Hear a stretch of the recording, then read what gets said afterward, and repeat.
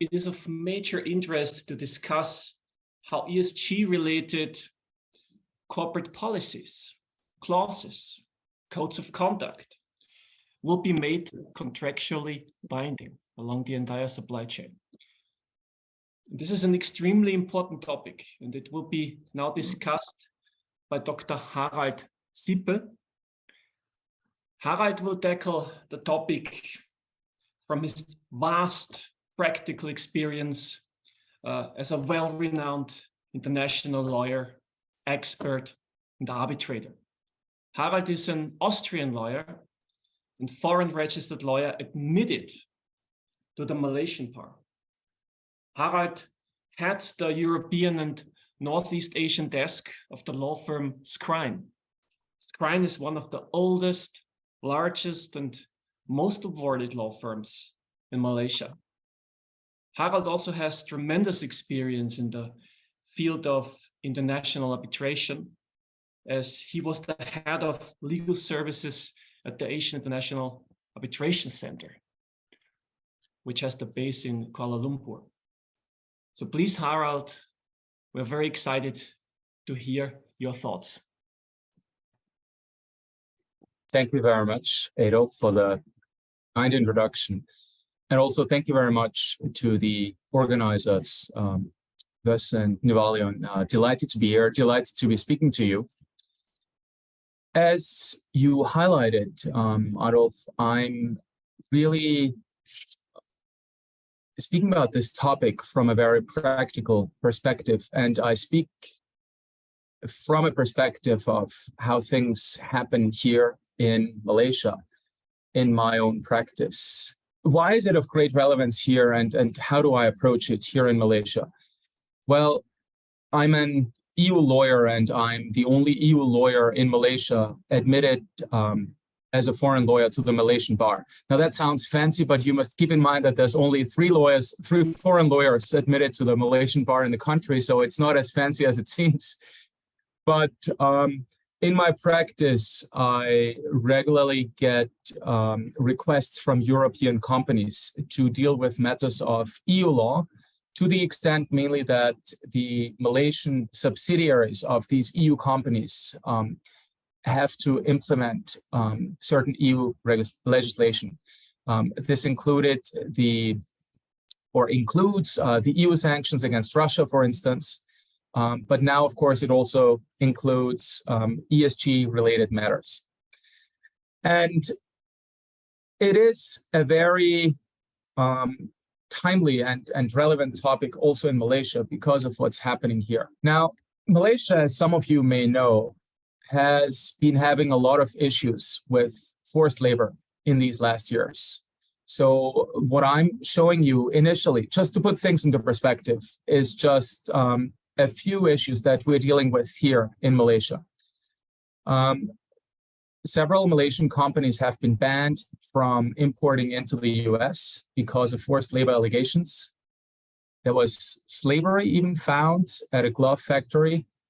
And just about 2 weeks ago, Mr. Anwar, our prime minister, said that what happens when Malaysia hires foreign workers, and that's blue-collar workers, not white-collar workers like me. What happens is that there are practices that amount to forced labor. Now, we've been talking about ESG all night, and the S, of course, also plays a relevant part. But imagine that the prime minister of your country says what is happening in your country amounts to forced labor. So you can see this is really a highly relevant topic. I'd also like to briefly touch upon the EU deforestation regulation that Carmen briefly mentioned. And I made this slide as I was waiting for it to be my turn to speak, since I heard Carmen mention about it. It's a very big issue here in Malaysia.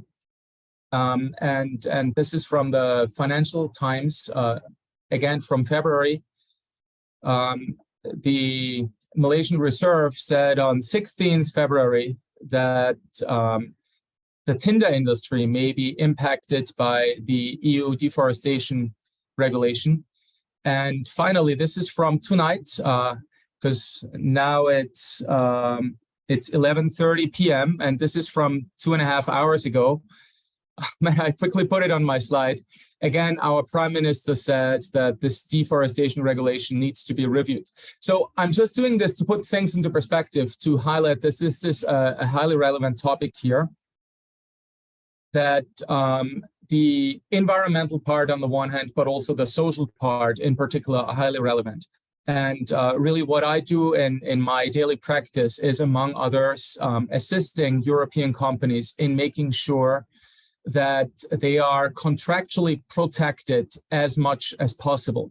You can never have 100% protection, of course, as all the lawyers who are listening in would know, but you can at least aim for that. With that, back to the basics. Now, I said before that I was slightly amending my presentation here as I was waiting, to get my turn to speak. And I'd like to take the approach that Carmen took earlier today. She really started with the basics. And I believe it's very good to put everyone on the same page here. And that's what I'm also going to do, at least initially. So the topic is, among others, about codes of conduct. So what is a code of conduct? Let's really start with something very basic. And I'll be quick on the basics for those who are already very advanced. So don't worry, you will not be bored. A code of conduct is a set of rules outlining an organization's norms, rules, and responsibilities or proper practices. That's the definition of it. And how does all of this relate to ESG? What are ESG supplier codes of conduct, if we put it this way? Again, at a very, very basic level, and simply put, we are dealing with obligations along the supply chain. So the supply chain, if we put it this way, starting from the extraction of raw materials, going all the way until products actually hit the shelves of stores, or until, we could also put it, until they reach the end customer. And if we put it very simply, then we can say, unless you fulfill your statutory duties, you will be fined. Marcus pointed this out before, that there are quite huge fines, both for the EU Corporate Responsibility Directive, but also for the German Supply Chain Responsibility Act. And this is what I want to highlight again here. I'd like to remind us all that these codes of conduct are not just important because we want to improve the world. And please don't get me wrong, I really don't want to downplay the good cause of it. But at the end of the day, I believe we have to be realistic and keep in mind that, at least for now, still what matters more to companies out there is the bottom line. And it's not about, the good cause, broadly speaking. So, of course, when you face the risk of drastic fines, then you have a greater incentive of changing your behavior. And since we're speaking about the topic here specifically, about changing the behavior of everyone else in the supply chain. So the fines can be huge, and I put here on my slide an extract from the German Supply Chain Responsibility Act. I took it from there because that's something that has already been in place since 1st of January this year, and because several German companies have already been reaching out to me asking for advice. And Marcus highlighted that there are different ways that companies get punished, the purchases. I want to focus on the monetary aspect, really, which I believe is the harshest here. And it says that in the very worst case, the largest companies pay a fine of up to 2% of the average annual turnover. And just to emphasize once again, a point that Marcus already made, really just to emphasize it, this is the annual turnover of the entire group. It's not the annual turnover of that one subsidiary you set up to deal with, say, Malaysian suppliers. It's really everyone. Now, just yesterday, I was speaking to a German client who was here in Malaysia, and we figured out, again, to put things into perspective, that in their situation, the very worst they face is a fine of 300 million euros. Just to put things into perspective, because their annual turnover is about 15 billion a year. So in the very worst case, this is what they are facing. So we're not dealing with a single euro coin, we're rather dealing with a lot of money, if you want to put it this way.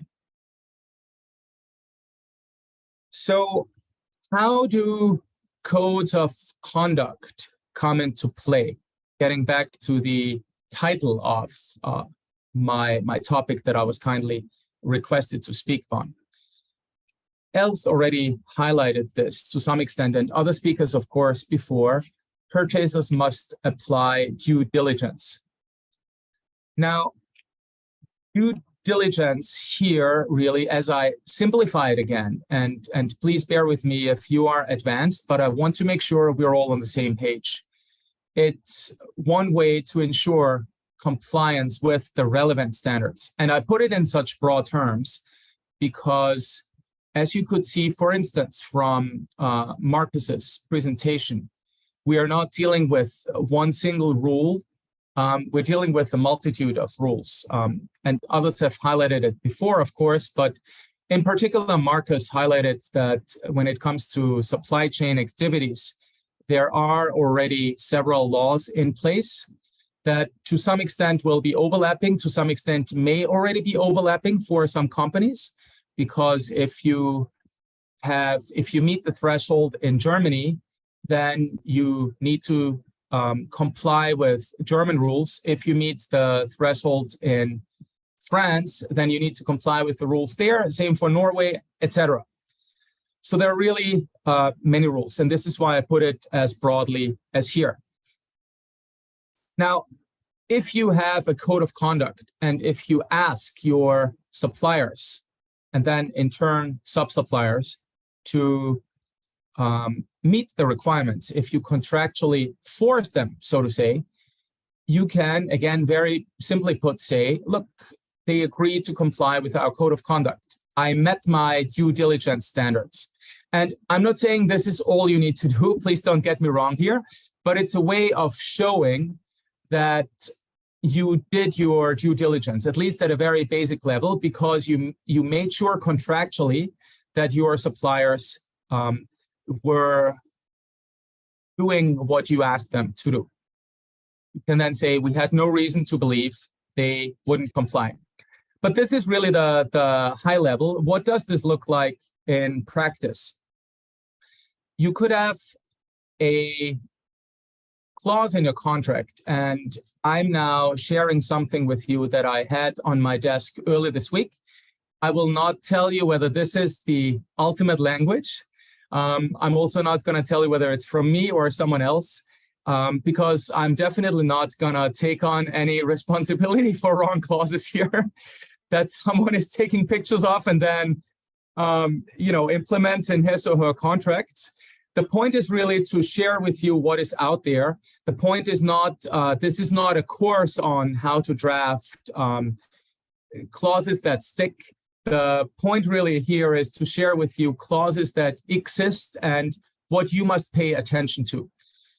Anything that you really want to implement if you believe it's necessary, and I guess after so many speakers before me, you will have figured out that it is necessary to some extent. If you really want to do that, I highly recommend you get legal advice, because you must keep in mind that every country, every situation is different. If I just compare it, Adolf is sitting in Shanghai, and the issues that China is facing are very, very different from the issues that we are facing here in Malaysia. And we're both based in East Asia. We're both based in the same time zone, so it's almost midnight now.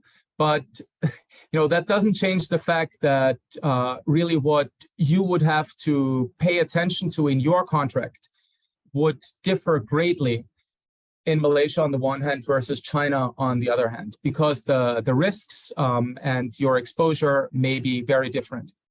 But back to this. So you could have a clause saying supplier shall meet all conditions set forth as follows, and then you list them all, and then you would also say comply with purchaser's code of conduct as may be updated from time to time, Annex 5.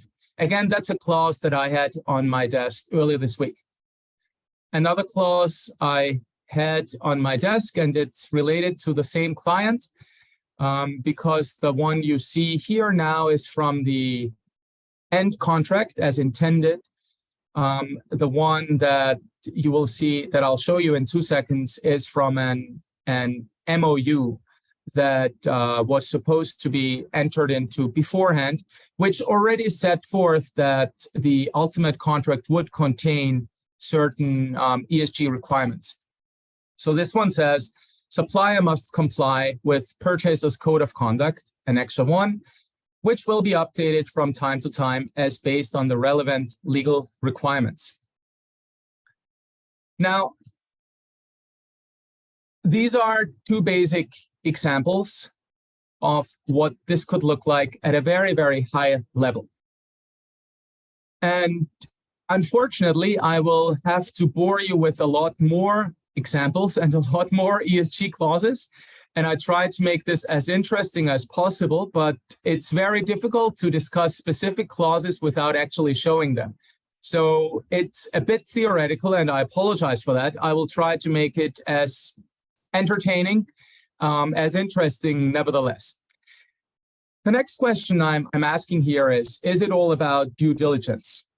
And because I mentioned due diligence before, and of course it's not. If you paid attention to what Els was saying just a few minutes ago, it goes way beyond due diligence. I'd like here at this point, and she kindly highlighted that I'd go and speak on this in greater detail. I'd like here to again refer to the German Supply Chain Responsibility Act, which says in its section 6.4, the enterprise must lay down appropriate preventive measures vis-a-vis a direct supplier. In particular, and then it lists certain steps that need to be taken. And it also says contractual assurances from a direct supplier that it will comply with the human rights related and environment related expectations required by the enterprise's senior management and appropriately address them along the supply chain. And you can see from the two last words here on my slide that I highlighted, that I put the emphasis on those terms which are in bold, because these are the terms that I would like to discuss and to focus on.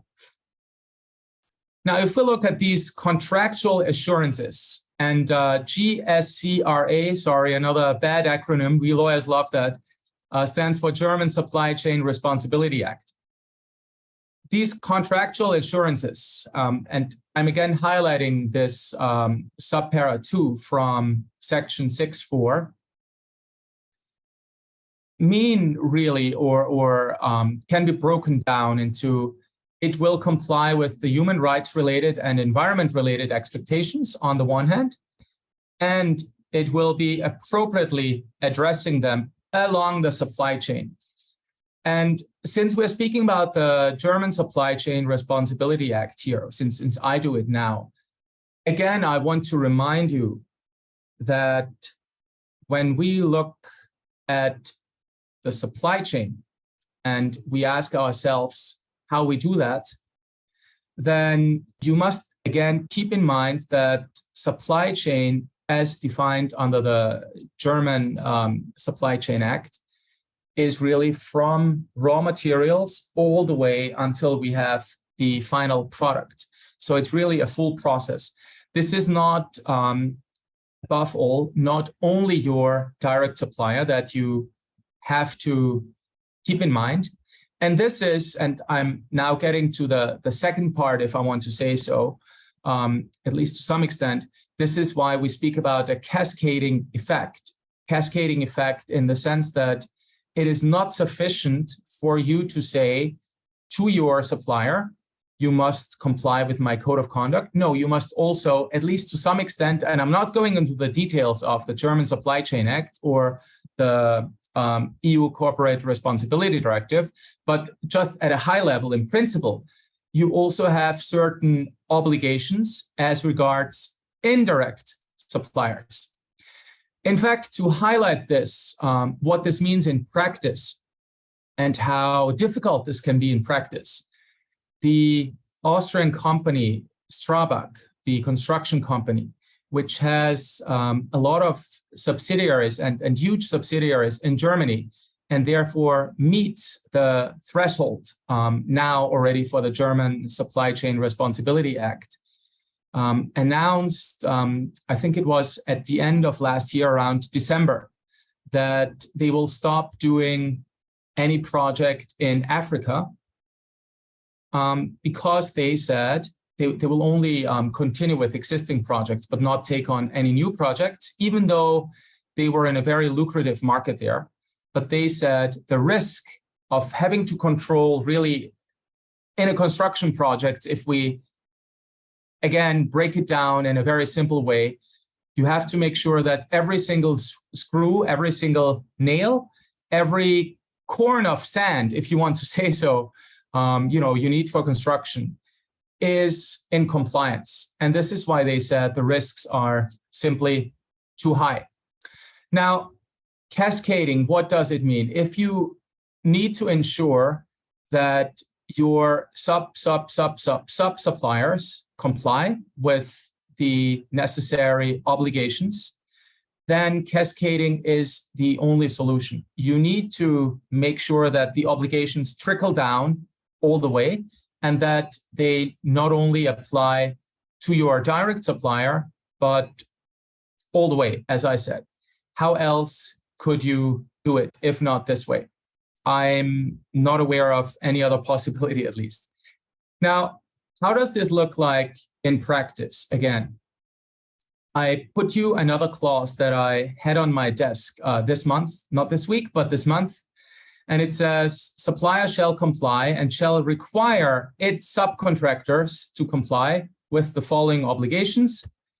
And then it can say something like the business shall be conducted with due diligence in an environmentally responsible manner, and all conditions and restrictions as imposed by laws shall be observed.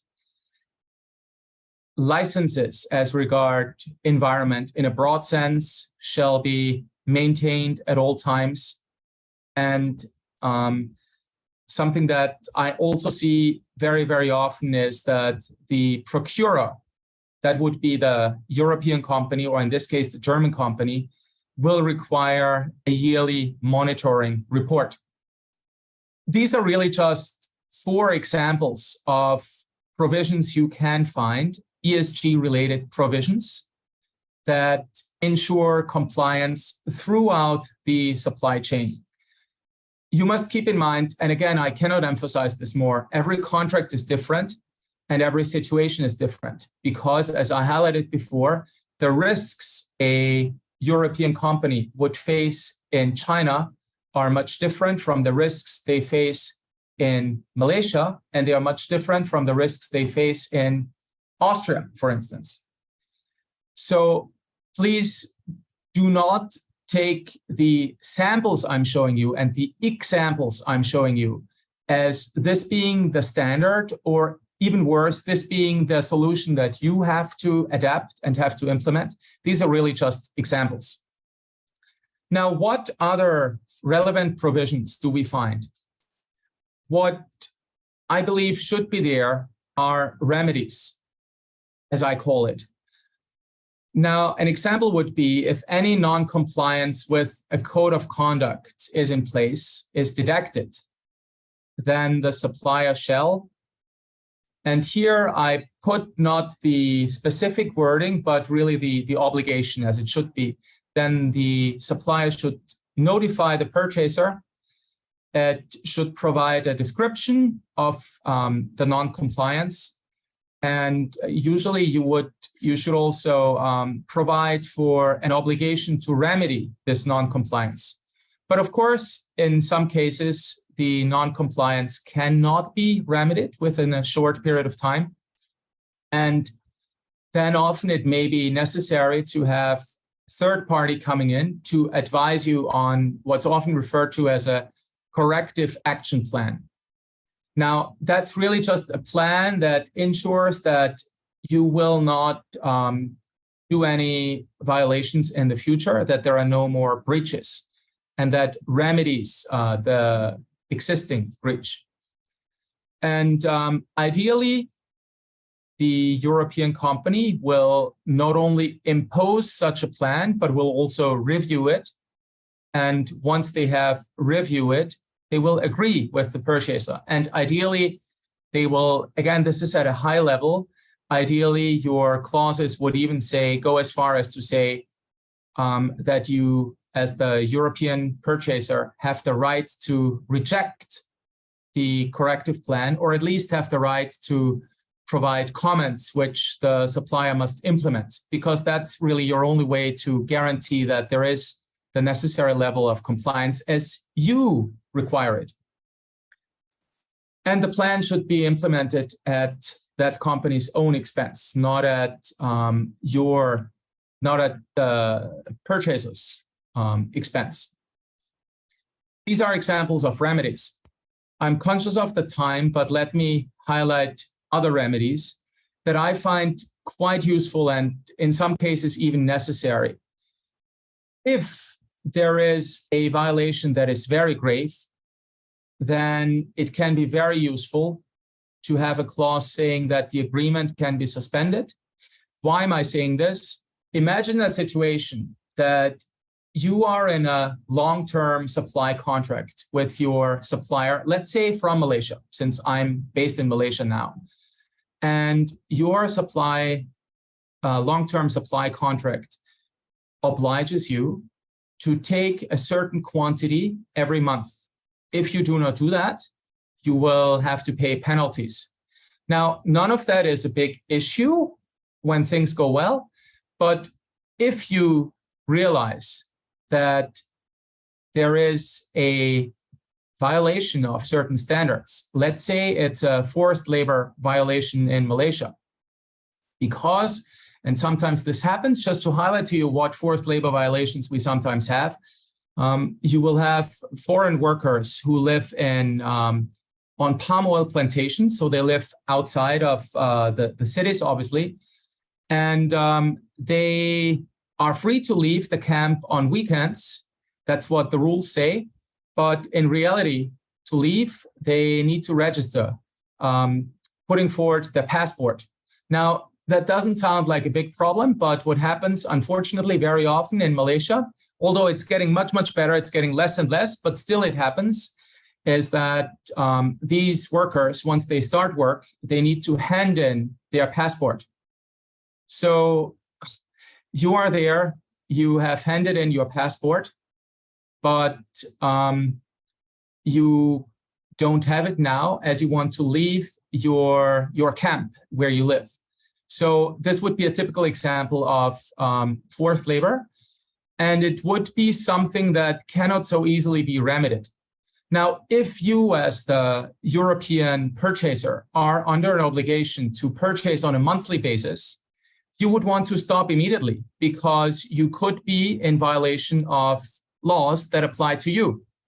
So you have the difficulty that if you do not have the possibility to suspend the agreement, that according to your contract, you are obligated to keep purchasing, whilst according to the law in your home country, you will be subject to fines or other penalties, anything that's being imposed, if you keep on doing that.